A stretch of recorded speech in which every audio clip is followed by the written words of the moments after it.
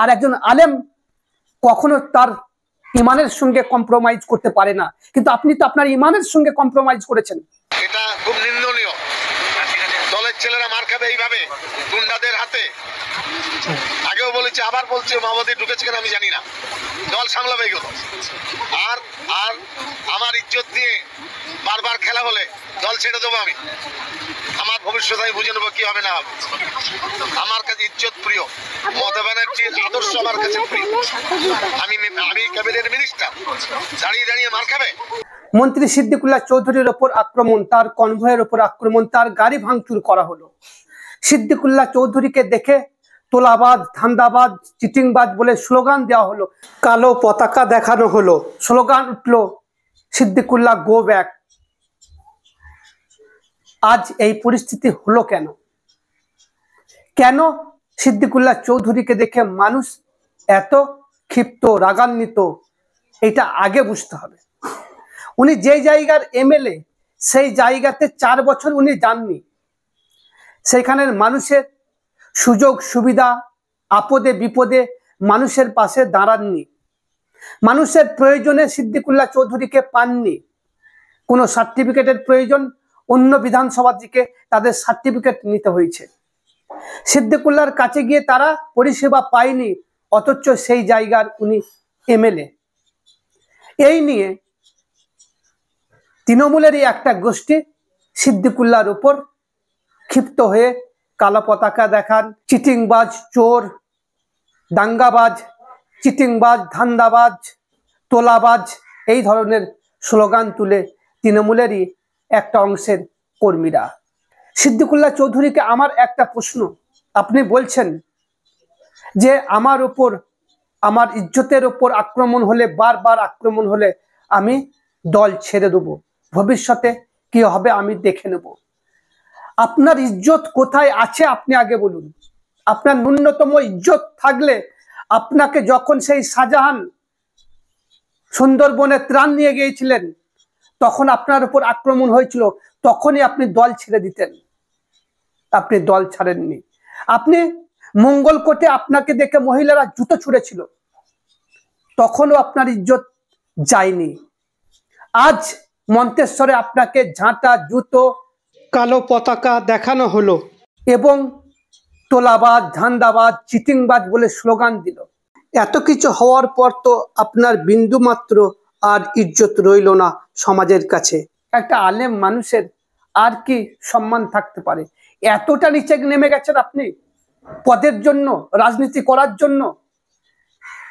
আপনাকে পশ্চিমবঙ্গের মানুষ মাথায় তুলে রেখেছিল একজন আলেম হিসাবে। আর একজন আলেম কখনো তার ইমানের সঙ্গে কম্প্রোমাইজ করতে পারে না, কিন্তু আপনি তো আপনার ইমানের সঙ্গে কম্প্রোমাইজ করেছেন, বিভিন্ন ক্ষেত্রে করেছেন। আনিস খানের সময় বলেছিলেন পুলিশ ঠিক কাজ করছে, পুলিশের কাজ পুলিশ করবে। তামান্নার সময় আপনার মুখে দই জমে গেছে, কোনো কথা বলেননি, কারণ তৃণমূলের দুষ্কৃতীদের হাতে তামান্না আক্রান্ত হয়ে মারা গেলেন, ওই জন্য আপনার মুখে দই জমে গেছে, কথা বলেননি। এগুলো মুসলিম সমাজ দেখছে। জমিয়তের লিডার হিসাবে আপনার দিকে মানুষের একটু আশা ভরসা ছিল। জমিয়ত সবসময় অত্যাচারিত মুসলিমের পাশে থাকে, মুসলিমের হয়ে কথা বলে, সরকারের ভুল ধরিয়ে দেয়। কিন্তু আজ আপনি জমিয়তকে যে জায়গায় নিয়ে গেছেন, সেই বিষয়ে তো বলার আর অপেক্ষা রাখে না যে আপনি জমিয়তকে কোন পর্যায়ে নিয়ে গেছেন। জমিয়তকে যতটা আপনি ক্ষতিগ্রস্ত করেছেন, এই জমিয়তকে ঠিক করতে এখনো 10 বছর 20 বছর লেগে যাবে। কারণ এই জমিয়তের গায়ে একটা ট্যাগ দিয়ে দিয়েছেন আপনি। এখন এই জমিয়ত তৃণমূল বলে, এই জমিয়তকে এখন তৃণমূল বলে, তৃণমূল জমিয়ত। আপনারা তো সশরীরে ফিল্ডে গিয়ে কাজ করেন না, এসি রুমে শুধু বসে থাকেন। যারা ফিল্ডে গিয়ে কাজ করে তাদেরকে নানা রকম কথা শুনতে হয়। এ দালাল সিদ্দিকুল্লাহ, দালাল জমিয়ত, তৃণমূল জমিয়ত, এইসব কথা কর্মীদেরকে শুনতে হয়। কিন্তু আপনি জমিয়তকে সামনে রেখে তৃণমূলের নেতা হয়েছেন। আপনার নেতা মন্ত্রিত্বের একটা লোভ লালসা ছিল, তার জন্য আপনি দল থেকে বেরিয়ে আসতে পারেননি। পশ্চিমবাংলায় নানা ঘটনা ঘটেছে, আপনাকে মুখ খুলতে দেখা যায়নি। আনিস খান থেকে তামান্না, হিজাব কাণ্ড, এই পশ্চিমবাংলাতে হিজাব পরার জন্য পরীক্ষা দিতে দেয়নি। বাংলার পরিযায়ী শ্রমিকদের মুসলিম নামের জন্য তাদেরকে বাংলাদেশে পুশব্যাক করা হচ্ছে, বাংলাদেশি বলা হচ্ছে, তাদেরকে আটকে রেখেছে। আপনার প্রতিবাদ কোথায়? প্রতিবাদ নেই। আর আপনি বলছেন আমি দল ছেড়ে দেবো আমার ইজ্জতের সঙ্গে খেলা হলে। আপনার ইজ্জতটা আছে কোথায় আপনি আগে বলুন। আপনার ইজ্জত যদি থাকতো তাহলে সেই 24 পরগনাতে যখন শাহজাহানের হাতে আক্রান্ত হয়েছিল তখনই দল ছেড়ে দিতেন। আনিস খানের সময় পুলিশ ভালো, আর আপনার উপর আক্রমণ হচ্ছে, আপনি বলছেন আইসি এটা করাচ্ছে। আইসি যদি চাইতো এটাকে বন্ধ করতে পারতো। আপনার বেলায় পুলিশ খারাপ আর আনিস খানের বেলায়, তামান্নার বেলায় পুলিশ ভালো? প্রশ্নটা রইল মন্ত্রীজি আপনার কাছে। আর আপনার উপর যে আক্রমণ হয়েছে সেটা টিএমসির নেতা হিসাবে, জমিয়তের নেতা সিদ্দিকুল্লাহ চৌধুরীর উপর আক্রমণ হয়নি। আজ সমস্ত জায়গায় জমিয়তের কর্মীরাও ক্ষিপ্ত, গোপনে সার্ভে চালান গোটা পশ্চিমবাংলা জুড়ে। আপনাকে কেউ সমর্থন করবে না, করতে পারে না। আর আপনি আজকে পুলিশদের উপর আঙ্গুল তুলছেন। পুলিশ মন্ত্রী তো আপনার মুখ্যমন্ত্রী। মুখ্যমন্ত্রী কি করছে? আপনার উপরে আক্রমণ। আপনি মন্ত্রী, আপনি একজন এমএলএ, আপনি মন্ত্রী, আপনি একজন এমএলএ। আপনার যদি সুরক্ষা দিতে পুলিশ না পারে তাহলে একটা সাধারণ মানুষের সুরক্ষা কোথায়? এই প্রশ্নটা আপনার কাছে আমার রইল। তার মানে একটা সাধারণ মানুষের কোনো সুরক্ষা নেই এই পুলিশের কাছে, কারণ আপনাকে তো সুরক্ষা দিতে পারছেন। আপনি একটা মন্ত্রী, একজন এমএলএ, আপনার সুরক্ষা নাই, কিন্তু সাধারণ মানুষের কিভাবে সুরক্ষা থাকতে পারে? এখন যদি আপনি জমিয়তে থাকতেন আপনি কি করতেন? বুকে হাত রেখে বলুন তো। আপনি বলছেন দল ছেড়ে দেবো। দল আপনি কখন ছাড়বেন? এখন ছাড়লে আর আপনার উপায় নাই। আপনিও জমিয়তের আর গ্রহণযোগ্যতা ফিরিয়ে আনতে পারবেন না। জমিয়তের কর্মীরা আপনি কেমন মানুষ জেনে গেছে। আর জমিয়তের কর্মী হিসাবে আপনাকে সবাই মাথায় তুলে রেখেছিল, কিন্তু আজ একজন আলেমকে ধান্দাবাজ, চিটিংবাজ, তোলাবাজ বলছে, এটা মুসলিম সমাজকে শুনতে হচ্ছে।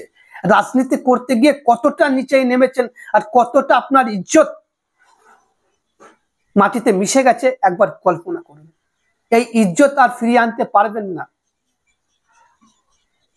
দর্শক, সিদ্দিকুল্লাহ চৌধুরী বাংলার বিভিন্ন ইস্যুতে মমতা ব্যানার্জির হয়ে কাজ করে গেছেন। জমিয়তকে মমতা ব্যানার্জির হয়ে ব্যবহার করেছেন, কিন্তু জমিয়তের যেটা কাজ, মজলুম মানুষের হয়ে কথা বলা, অত্যাচারিত মানুষের পাশে দাঁড়ানো, এত মানুষ খুন হয়ে গেল। আনিস খান থেকে তামান্না, তার মাঝে অনেক ঘটনা ঘটে গেছে। চৌধুরী সাহেবের মুখে দই জমে গিয়েছিল, কারণ উনি তৃণমূলের নেতা আর কাজগুলো করেছে তৃণমূলের পুলিশ, তৃণমূলের নেতারা, তাই তিনি চুপ করেছিলেন। আর যখন বামফ্রন্ট ছিল তখন এই সিদ্দিকুল্লাহ চৌধুরী যদি মসজিদের সামনে কেউ বেঁধে দিয়েছে, কলকাতা অবরোধ করে দিয়েছে, সেই সিদ্দিকুল্লাহ চৌধুরী আজ চুপ কেন? আসলে এ শুধু হুমকি দিচ্ছে, মমতাও জেনে গেছে এর পাওয়ার কতটা। ইজ্জত থাকলে কখন দল ছেড়ে দিত। এর ইজ্জতও নেই, এর মান সম্মানও নেই। এই রকমই অবস্থা হতে থাকবে। আর এর পরের বারে আশা করি আপনি আর এমএলএ টিকিট পাবেন না। দেখা যাক কি হয়। দর্শক, সিদ্দিকুল্লাহ চৌধুরীর ওপর আক্রমণ আপনারা কেমন ভাবে দেখছেন? অতি অবশ্যই আপনাদের মতামত কমেন্টে জানাবেন। ধন্যবাদ।